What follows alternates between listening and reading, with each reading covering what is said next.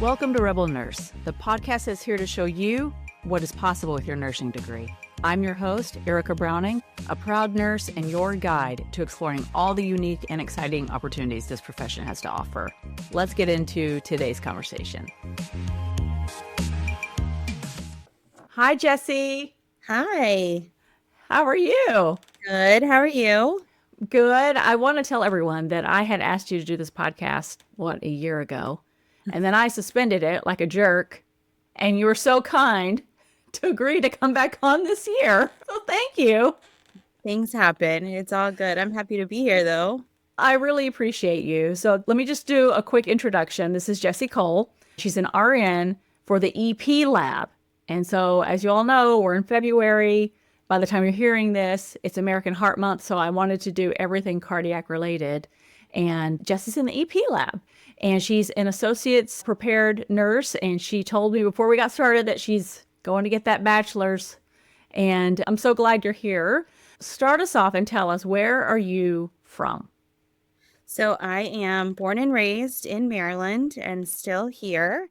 Grew up here, went to school here, spent my whole life here. Okay, so actually for the audience, I worked in DC, and so we know a lot of the same people because you work for a large hospital system there that we both worked for. Do you know Erin Pollitt by chance? The name doesn't ring a bell. Okay. She's a forensic nurse. Actually, she works for DCFD. She's the executive director. You've probably seen her. At any rate, so you are from Maryland, and you're still in Maryland, and so it's kind of late for you. But how did you get into nursing? So I just fell into it. I went through school, high school, thinking I was going to be a marine biologist. Wasn't really that prepared for college. Didn't realize this was pre-Google and computers and all that. So had no idea that I had to apply for college before my senior year. But I actually had gotten involved with the volunteer fire department where I live. And a family friend, actually, of my grandparents was a nurse. And she just was like, oh, if you're into the whole fire department EMS thing, have you ever thought about nursing? And I was like, oh, no, nobody in my family's in healthcare. So hadn't really ever crossed my mind. Then I thought, well, I need to do something with my life. So I ended up going to community college thinking that I would transition from there, but just started out, just fell into it. I tell you what, where I'm from, a little small town in Northeast Texas, and they have a junior college, Paris Junior College, that has a nursing program, and it's really competitive because it's the only one in the county. I don't think there's one county over or the other county over. And I ended up doing a second degree program, but if I didn't get into that one, I'm like, I'm just going to go to a local community college. And sometimes it's what you have to do. It's where you are. And so I'm really glad that was your story. So you went. How'd it go? It went well. I had to redo a few classes during the summer, but that was just fresh out of high school, independent on my own. So young. I know. I graduated high school at 17. So I actually started college at 17. So turned 18 in the fall. And then that spring semester, I'm like, oh, and I'm an adult now and I can not go to class. But I got back on track and finished on time, got all my classes done, got through it all, had a lot of friends in the program, but then outside of the program, they were in the program, but a year ahead. I knew them through mutual friends and even through the fire department. So I had a lot of study partners, which was really helpful. Yeah. Cool. Did you know what kind of nursing you wanted to get into, or you're like, we'll just figure it out? So it's funny, having been in the fire department and doing EMS, I always thought I never want to be an ER nurse because they are the meanest people I've ever encountered. I thought, oh, I'm going to be like labor and delivery, mother baby, something fun and where everybody's so nice and it's all happy most of the time. But when I was in nursing school, I started working as a tech in an ER. And it was something that I worked while I went to school, still didn't really know what I was going to do. But then I started thinking, oh, I really like this ER environment. And a girl from nursing school had encouraged me to participate in what they used to call, I think they called it a shadow day or something at a pretty large hospital system in DC. And you could go and you could shadow a couple of hours on 2 different units. And then at the end of shadowing, if you wanted to apply for their nursing fellowship program, you could. And so I shadowed cardiac floor and the emergency room. And after seeing the environment in that emergency room, I was like, this is where I'm meant to be. I am meant to be an ER nurse. So You had a change of heart. I did. And it's funny because girl from my nursing program who encouraged me to do that shadow day, she always thought she was going to be an emergency room nurse. And so she shadowed the emergency room and the surgical ICU. And she left that emergency room and said, I will never go back there. I can't do that environment. So she ended up in the surgical ICU at that hospital, and I ended up in the ER. Okay. So how long were you in the ER before you made a move? So I worked in that very busy emergency room for about 5.5 years, I think, roughly. And then I said, all of my friends they were all leaving and going to the EP lab. And there was some changes happening in the emergency room.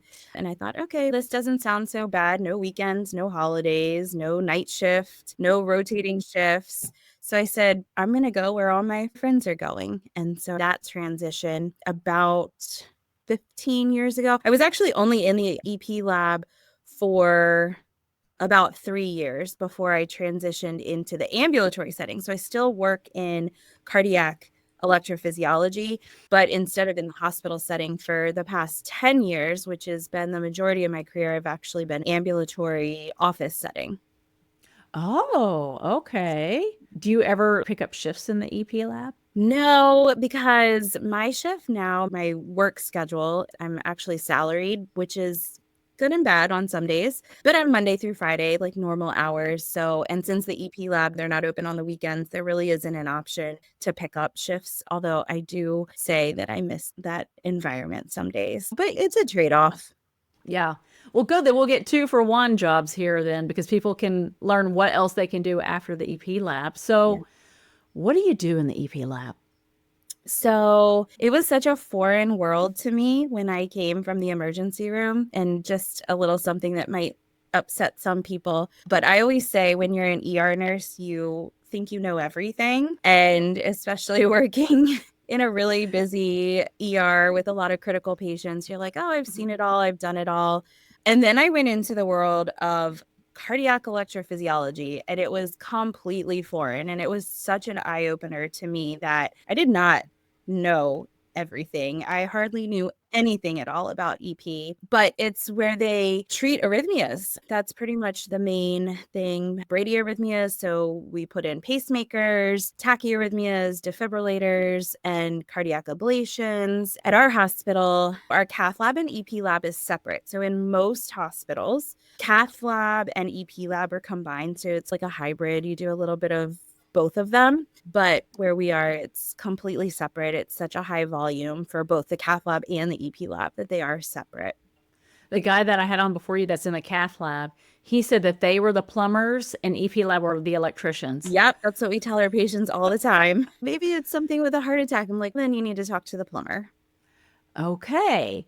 So, would you all ever take anyone on an emergent basis, or this is like very controlled? Most of the time it's controlled. We consider most of our procedures elective procedures, but you do have situations where patients come out of cardiac surgery and are requiring temporary pacers. A lot of times we end up putting them in, not necessarily emergently, but before they can be discharged, they need a pacemaker. So usually within 24 hours, if they're requiring temporary pacing. Most, though, of the things that are done there at least start off scheduled, planned, not emergent.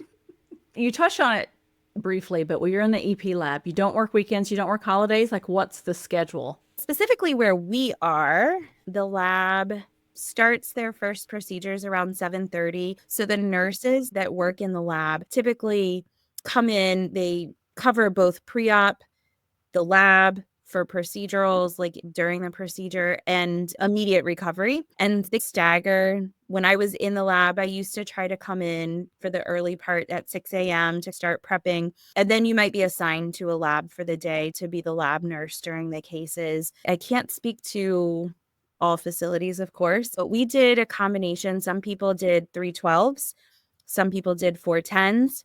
There were not many, if any at all, still doing 8-hour shifts. The problem, though, is that you don't have another shift to come on to relieve you because there's no night shift. You're not there overnight. So sometimes the cases can go long, and then you do have a recovery period afterwards. And so oftentimes we would get stuck there until 10 or 11 o'clock at night.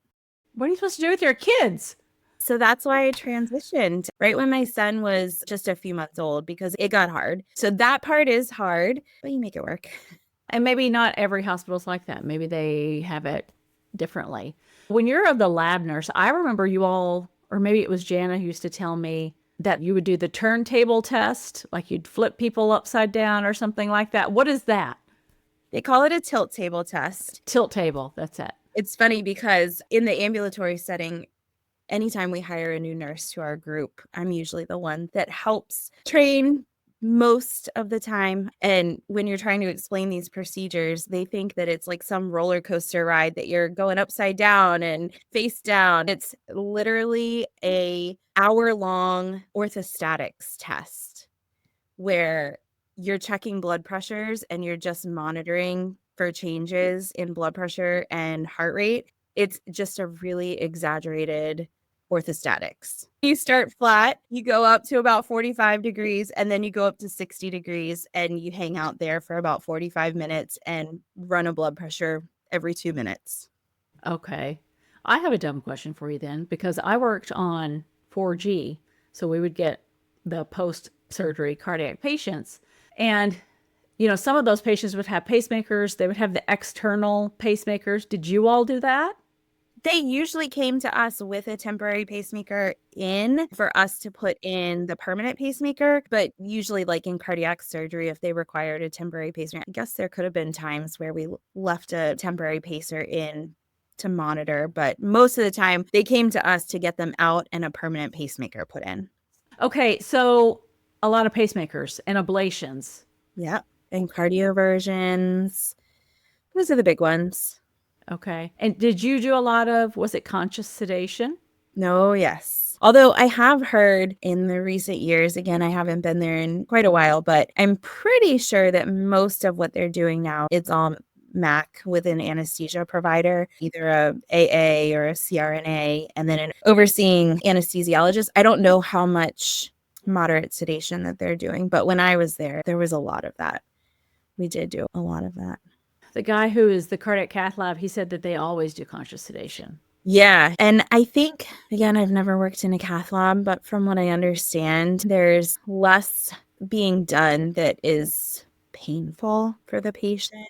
And I don't know how long cath procedures are, but my understanding is that they tend to probably be a little bit shorter than an EP case. Pacemakers can take about an hour and a half to 2 hours, start to finish. Pacemakers, ICDs, depending on the type, and there's so many different types now. And then ablations are a couple of hours. Some of them require general anesthesia, so for sure have to have an anesthesia provider. So how many cases would you run in like a shift? The cases have gotten much shorter, specifically for AFibs. So it really depends. It depends on what is just scheduled in that lab for the day. There could have been a day where you had 2 AFib cases and that was it because they were 5+ hours each. Or you could have a day where you have a mix of cardioversions and pacemakers and shorter ablations. So it really just depends on what cases there were. Do you have a favorite? What was your favorite thing to do?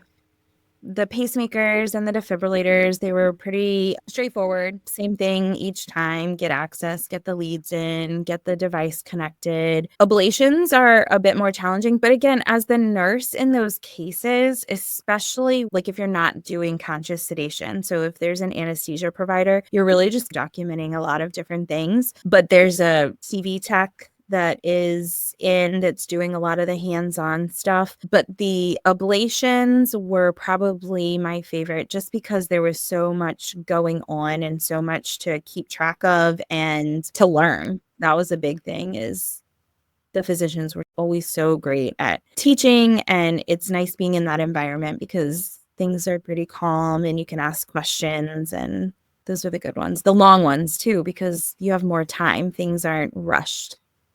So if there's a nurse out there who's like, that sounds interesting to me, what sort of experience do they need to get into the EP lab? I guess that depends on the facility. I think when I transitioned to the EP lab at that point, I think some background in critical care, whether that's ICU or ER or like a cardiology step down, I think was what they were looking for. These days, I'm not entirely sure. I feel like things are always changing with what the requirements are and what they're looking for. Okay. You wouldn't know this for every facility, but if someone wanted to like shadow, could they call the EP lab and say, "Hey, can I talk to your charge nurse? Will someone let me just see what you're doing for a day?" Yeah, I think, of course, facility dependent. I will say in our outpatient ambulatory setting, when we have a new nurse coming in, part of the orientation is I do coordinate with the local hospital close to our office. So I'm still with the same healthcare system that I started my career with, but the hospital that's the closest to the office where I work out of is a different system, but our physicians still have privileges and do some procedures there. So I actually do coordinate with them and have our nurses from the office spend a day over there. So I would imagine that, if you were thinking about transitioning into that role, certainly a nurse leader in that department, I'm sure would make arrangements to have you spend some time and see what that world is. Because like I said, it's so different than anything that we know. We ER nurses, we do think we know everything, and it's annoying to everyone else except to us. Like we know we don't know everything, but I think, well, at least I always understood that I was a generalist. I'm not going to go super deep into any of it because I don't have time to, and it's really not my role. But then the EP lab is so specialized. Yeah. And even having been in EP now for 13 or 14 years, there's still always something new to learn. So even being in such a specialized area, you would think at some point, okay, now I do know all of this, but that's not the case. So the nurses that start there, is there an orientation process for them? I would imagine it just like in any unit, there's always some sort of learning curve and orientation process just to get used to the department and the different skill sets that you need to have in that area. Okay. And so you said you're not in the actual lab now. So what are you doing now? What's your job? I was fortunate enough that I was able to take a position in the office with a few of the EP doctors that I worked with in the lab.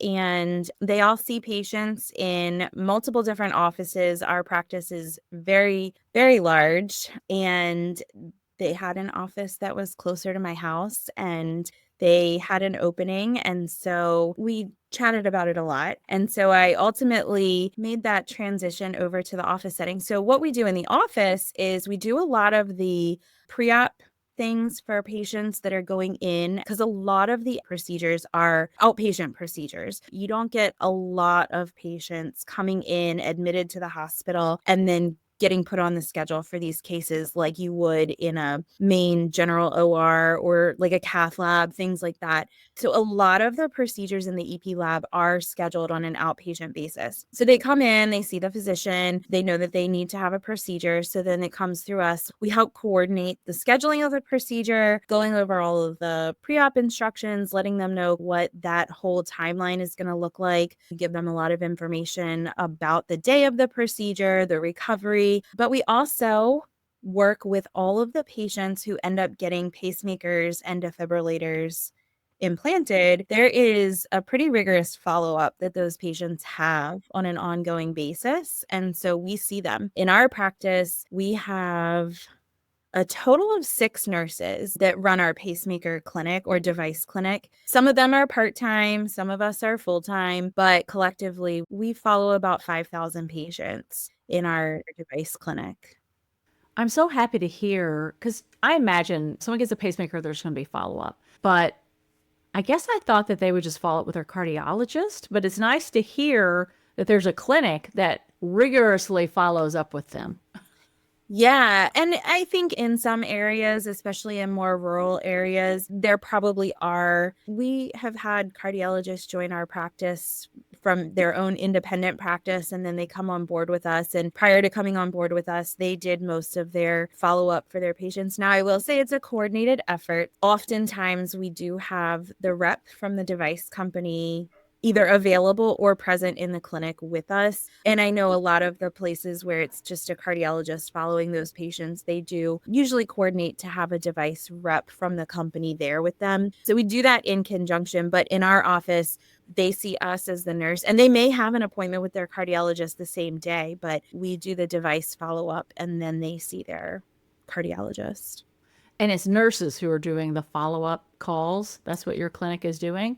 Yeah, so we do all of the follow-up under the supervision of the electrophysiologist. So ultimately, they're signing off on our notes. They're present in the office when we're seeing the patients. And we do tend to run most things, like if we need to make a programming change to the device or something out of the norm. Otherwise, they see us, the patients, most of them have remote monitoring. So they have either an app on their phone or a device at home that transmits data. And we are the first line for all of that data. So we are taking all of that in, we're reviewing it, filtering out what's clinically significant and clinically insignificant, and then filtering it from there on how to manage the situation. That's so cool. So if a nurse wanted to work in an office setting, like in a device clinic or a pacemaker clinic, should they have at first worked in an EP lab, would you say? No. So out of the 6 of us that are currently in our office, only 2 of us have come from the EP lab or have any EP lab experience. It's not necessary. It's, I think, probably beneficial on the other end for whoever's hiring. I will tell you that the EP lab and the device clinic, like follow-up side, are very different. Again, oh, okay, I've worked in the EP lab, but putting in a pacemaker and then managing it long term is so different. In the EP lab, I didn't fully understand all of the settings on the pacemakers and defibrillators. I always, put in what the values were, but I never fully understood what they all meant. And now, like I said, there's so many algorithms in the pacemakers, there's so many different features, and it's all so programmable. So again, it's something else that you don't learn until you start doing it. It almost sounds like a really, really, really, really, really, really specialized case management position. It feels like it some days. Because I'm a case manager now for catastrophic injuries, so brain injuries, spinal cord injuries, but I've never worked in a hospital taking care of a spinal cord, like rehabbing a spinal cord injury patient. I've just been their case manager. I know what needs to happen. I know what equipment they need. I know the medications they need. I know the follow-ups. I go with them to their appointments, but I never put in the pacemaker or put in his spinal hardware. I don't put in the Foley, but I know it needs to happen. So how interesting. So you don't have to, nurses out there. So what are their backgrounds in? The 2 of you came from the EP lab. The other 4, what did they do? We have a couple ER nurses. So that's where my line came from. So I've told them all, I'm like, yeah, as an ER nurse, you know everything until you come here. And cardiology, we do have a nurse who came from a cardiology floor in the hospital. And our most recent hire came from a cardiology office. So she was already in the outpatient cardiology setting, but just doing general cardiology and had dabbled a little bit in EP, but not fully. Cardiology is so vast. I have friends that specialize in stress tests. That's all they do all day. And then the cath lab, and then the EP lab. And then you can be like a cardiac navigator if you have an LVAD. That's something else. You can be in the ICU. That's something else. You can be on like a post-cabbage floor. You can work in the office. I mean, it's just so vast. A lot of, especially like in our area close to Baltimore and DC, there are a number of heart failure clinics too. So not just even pre-LVAD. So just these clinics that are following patients so closely from a heart failure perspective. Right. Maybe they're on milrinone drips on their pick, like that sort of thing. Is that what you mean? Yeah, and even like workup for LVAD and transplant and those types of things. There's like infiltrative cardiomyopathies that they follow. I never really understood just how much there was to cardiology. Yeah, me neither. That's why I wanted to dedicate a whole month to it, just so you know. So I have EP lab represented. I have, I guess, device clinic represented. Cardiac cath lab, I said, she's a cardiac NP. Actually, I think she works on a floor and she teaches an EKG class. That's cool. And then I have one that I'm going to interview. She is a legal nurse consultant in cardiology. Oh, that's so fun. So they work with attorneys, review cases and that are cardiology cases. That's the whole reason for the podcast, Jessie, to highlight all these cool ideas. You'd have no clue what's available out there. I tell people all the time when they ask what I do, I usually, to keep it simple, I say I'm a nurse, and people just automatically have that, oh, she goes to work and works in a hospital and takes care of sick people in a hospital room. And for the most part, I'm okay with that. At some point in my career, I have done that and probably will again at some point. But you don't know until you experience it how much there is available as a nurse. I had a friend, I think it's in the cardiology realm, where she would come in. What was the name of this device? It was like emergent. They would have to do this procedure at the bedside, and she was the nurse on call. And when they were going to use this device, she had to go in and make sure that the doctors, like, almost be a resource for. It was some sort of balloon pump, but it was like at the bedside. That's another thing. Your friend, that's the cardiac device sales. She's a nurse. Yep. I actually there's a couple of them that are nurses that are device sales, clinical managers for the device companies. A lot of the people that I work with on the rep side that work, they call it industry. So they work for the different device vendors, have nursing backgrounds. Yeah. And so were they cardiology nurses before? Do you know? No, one of them did come from the EP lab. The other one was a pediatric nurse. Oh, really? Yeah. See, the ideas just keep coming. Because when I told people I was doing this podcast to interview nurses doing all these cool jobs, in their minds, they're like, oh, cool. But in their mind, there's like some sort of finite number, med surge, ER, ICU. And then it's kind of over and you're like, I have no idea. Okay, so if there's a nurse out there and they're like, okay, not working holidays and weekends sounds cool to me and I like cardiology, EP lab might be a fit for me. Would you agree that this is what I would do? Go to the EP lab, talk to the manager. Say, hey, can I shadow for a day? Most managers will say yes. Honestly, they really will. They don't mind, or they'll put you in another direction. That's what I would do. And then if there's an opening, see what their requirements are. Did you remember any requirements for coming to work for the EP lab? I think I already asked you this. I think there wasn't. I don't remember specifically at that point. I guess I just didn't really give it any thought because I knew that whatever the requirements were, all the people that I had been working with in the ER had already made their way up. So I'm like, clearly I'm qualified if they're in there. But they might require critical care or cardiology. Telemetry, something like that. But I would just look at it. I was talking to the other guy who works in the cath lab. He said that it used to be a lot more stringent, but because the need is so high, and it's not to say that they're taking less than, it's just maybe they can't say that they just need cardiology experience. They're like, hey, if you have experience as a nurse, we'll teach you what you need to know if you've just got the basics. Okay, well, Jessie, I had no idea that there was a device clinic. Thank you for telling us. I'm going to do a little portion now, a little get to know you portion. Okay, if you weren't a nurse, what would you be? Oh, I feel like that changes all the time. Does a stay-at-home mom with kids going to school every day, not having to raise them anymore count? Because I'm at that point where I have too much to do around the house. But career-wise, I don't know. I don't really ever think about it all that much because I feel like this is what I was meant to do. Perfect. I always say this is so dumb. People, if you had to do your life over and you couldn't do anything that you've done before, you couldn't be a nurse, couldn't go into the Marines, couldn't major in what you majored in, I would say I would be a Dallas Cowboys cheerleader. Well, I love it. I always wanted to dance, and we just didn't have that available to us when we were kids. And any little girl from Texas has dressed up as a Dallas Cowboys cheerleader for Halloween. That is so fun. Yeah, I guess if I had to pick, that's really funny because I don't do this now, but I would want to be like a deep sea fisherman, like off of Florida, like somewhere out there. Yeah, I don't know. If I'd had to choose something that I've never done before that I've done in my life currently, I think about it, I'm like, well, that would be, spend your day on the boat and just reel in these awesome fish. That would be fun.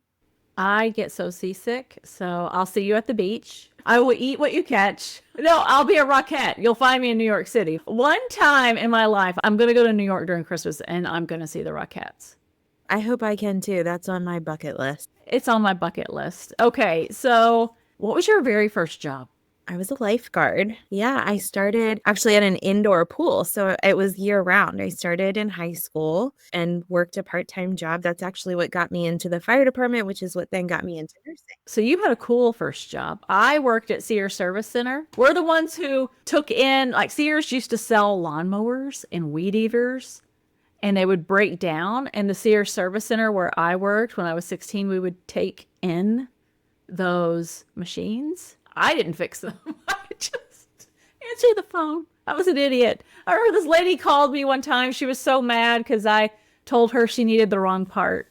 Okay, what is your favorite junk food? Whoa. Or here, are you sweets or savory? Does Diet Pepsi count? Because I can't go a day without that. It's your life, if that's what your answer is. I have to have at least one 12-ounce can. Otherwise, I can't go to bed. I used to be so addicted to Diet Coke. And I mean, not just one can. It was a problem, Jessie. I would buy the big fountain drinks, and it was all I would drink. And then I just stopped drinking it in August. Just recently? Yes. Oh. I didn't grow up drinking it. I just had a time where it was the only thing I was drinking, and I felt like I was getting headaches, and I just stopped. And I had one this week, one can, and it was delicious. I can't give it up. But I don't want to get back to where I go to McDonald's real quick and get a Diet Coke or go here real quick. It was the only thing I was drinking. So now I force myself to drink water. Boring. Yeah, there was a point probably where I drank more than one a day, but I've been better about being able to just limit it to one. Oh, that's great. One a day. It's like a treat then. It's not an addiction. It's under control, okay? Okay, if you could travel anywhere, that's the last question. Where would you go? Ireland. Really? Have you been there before? No, but we're getting closer. So right now we have several little ones, so it's a little bit challenging to travel these days, but we're getting closer. Probably in the next couple years, we're talking about a big UK, Ireland, Scotland type of trip. My husband is Ireland's not on his list, but I said if we're going that direction, we are definitely going. So cool. And from the East Coast, that flight's not too terrible. Yeah, it wouldn't be bad. It wouldn't be bad. I just love the people. I have a couple of patients that are born and raised there and are now here half the year and still live there half the year. And I love the people and the culture. And so I really, really want to go. That's on my list as well. I have a friend, she and her husband play golf. And I think, did they tell me they play, like, there's like a famous golf, St. Andrews in Ireland or something like that. And you get a caddy when you go there to play golf. And she said, they've got no problem telling you how horrible you were. It's like, Lassie, that was terrible. You got it in the bunker again. It's so awesome. I'm like, do they wear the hats and like the high pants? Take me with you when these kids get old enough. Jessie, thank you so much for coming on and sharing your story. I love giving this information to nurses because it's enough to pique their interest and be like, okay, if you're interested, this is what's available to you. This is what you need to do. And if you're in the middle of, I don't know, Iowa, and you're wondering about the EP lab, call the manager. Go down there and talk to them. And then if they have openings, see what their requirements are. Yeah, and I'll say I never went to the EP lab thinking that I would make this like my lifetime career. Like I thought this is just what's going to work for me right now because I'm starting a family. I don't want to work nights. I don't want to work weekends, holidays. I thought, wow, this is just a sweet little gig for this time in my life. Still working 312s, but never on the weekend. And here I am 13 or 14 years later, and it truly is my passion. I just wanted to say that because it's a specialty that I think a lot of people don't know about. And certainly even in all the years that I worked in the emergency room, I went years without even knowing that we had an EP lab or what EP was. And now I can't think of doing anything else with my nursing career these days. That's so cool. I think you never know if you're going to like something. Maybe you're afraid to leave the ER. And I got into case management because one of my friends in the ER left and did case management. And I was like, hey, do you like it? And she's like, yeah, I love it. And then I had to wait for an opening. And you don't know if you're going to like it. You don't know if you're going to like the EP lab. And then you get into it and then it just changes your life because then you learn about the next opportunity and then the next. And that's what's so good about nursing too, is there's no limit. I told you when I was in school, before I took my first job in the ER, I always thought that I was going to be a labor and delivery nurse. And before I went to the ER, I did transfer to labor and delivery, and I lasted all of 3 weeks. And I was like, this is not for me. And I went right back to the ER until I went to the EP labs. I think it's great that we have the ability to try so many different things, and there's so much out there for us to do and use our skills in so many different ways. Yeah. I'll hear from a lot of nurses like, oh, I'm afraid to leave. What if I hate it? I'm like, then go back. They'll have you back, I promise. Jessie, thank you so much for coming on. I really appreciate it. Yeah, thank you. That's a wrap for this episode. If you're enjoying the show, I'd so appreciate it if you could leave a 5-star rating and a written review. Your feedback helps us grow and reach more nurses looking to explore, inspire, and celebrate this incredible profession. Thank you for your support, and I'll see you back here soon.